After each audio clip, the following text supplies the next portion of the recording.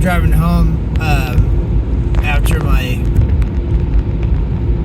I guess you'd call it my main workplace, and then I have a part-time workplace. I'm going to be going there in a couple hours. But yeah, I'm driving home.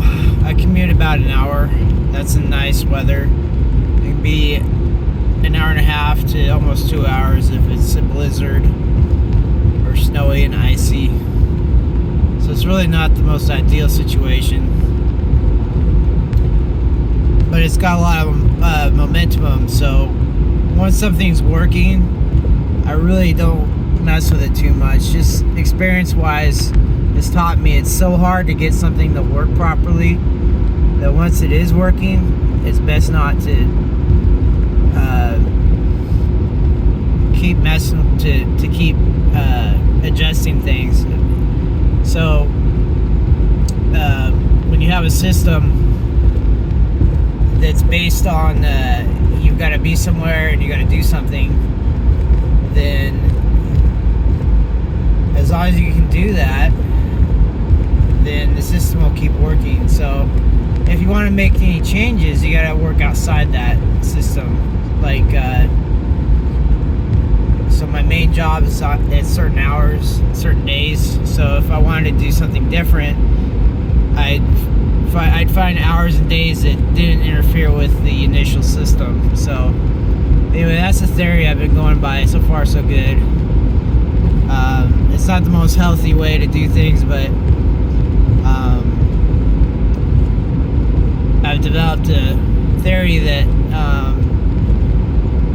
the harder and the more work you do, the faster you can get to retirement. And when I was in the military, a lot of times they didn't care about how much sleep you got, or if you were sick or ill or didn't feel right, whatever. They just made you work anyway. And if you can make the connection that, well, if you could do it for them, you could do it for yourself, you become your own oppressor in a way, versus having an outside force oppress you. It's kind of a unique way to look at things, but it's like a math formula, you know. Such and such equals such and such. Well, you're gonna have the same result, but you're not gonna have the same initial factors, because you're replacing an outside oppressor with yourself as the oppressor. So it's kind of unique. I don't know.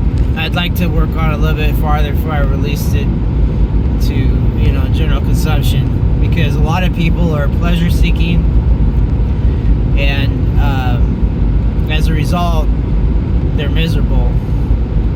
But if you pursue misery, maybe as a result, you're going to get what you don't want, which would be pleasure seeking. No, well, pleasure not seeking, but pleasure coming to you, which is pretty bad, because you're trying to be running. You want to be running away from pleasure.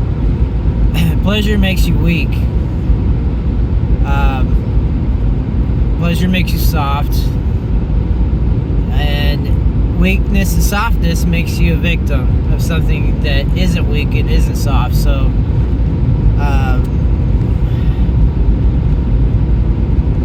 if you look at how horses and things, I'm in an agricultural area, there are a few horses. A lot of times they'll give them little lumps of sugar to get them to do things, or they'll give incentives like carrots and stuff. Well, I mean, the horse brain, that works for it, but if you have a wild horse in the mountains and in the hills, you can't fool them with that stuff. They want to be what they want to be.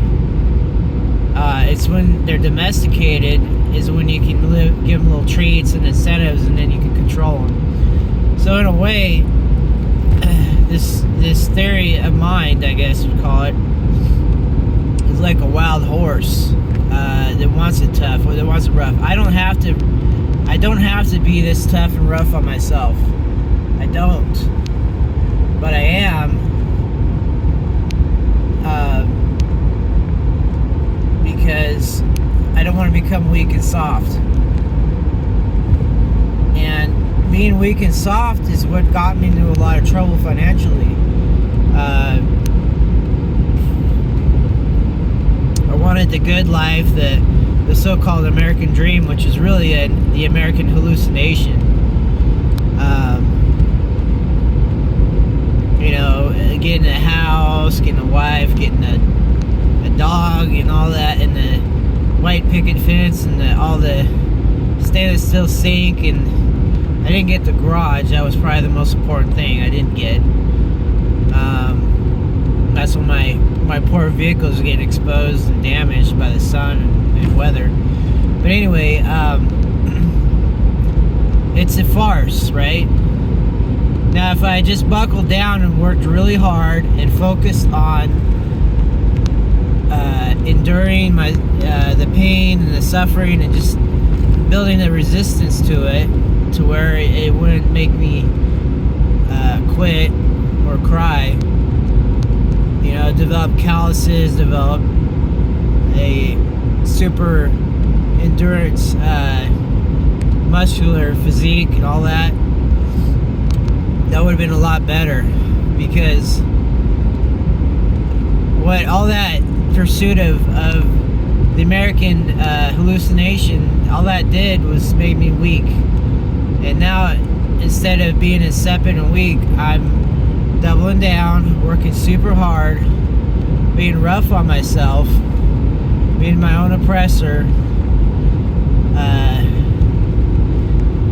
doing the opposite of what people want to do. They want to have a good time. I want to be miserable. I pray every day that I have horrible things happen to me, and I'm just totally screwed up all the time. And you know what? I sometimes get it, but often whoever runs this place doesn't even give me shitty things.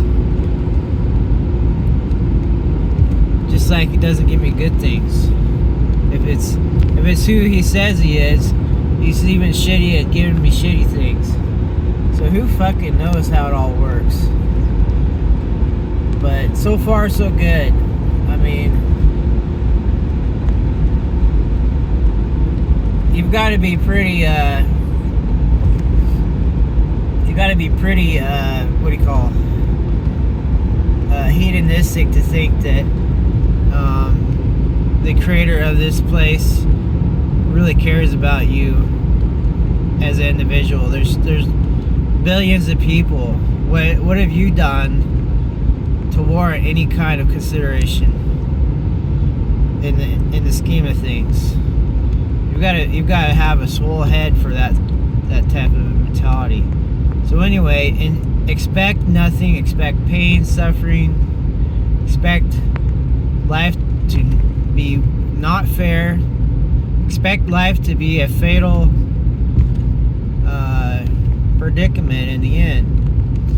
And just work yourself crazy. Work yourself like a brand new immigrant to the United States. A lot of the new immigrants, they work themselves crazy, and you need to be like them, not the domesticated Americans that just work one job. You need to work at least two, and then have online jobs, and then with AI and everything, see if you can put that AI to work too. So just some thoughts as I reach my town here. Many of you know I ran for mayor. I didn't get elected. This place is very boring. People are killing themselves because they're so bored.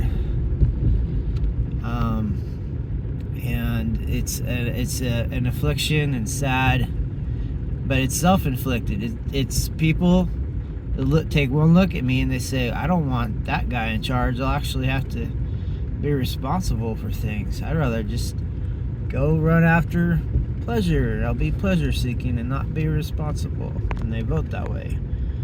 So, anyway.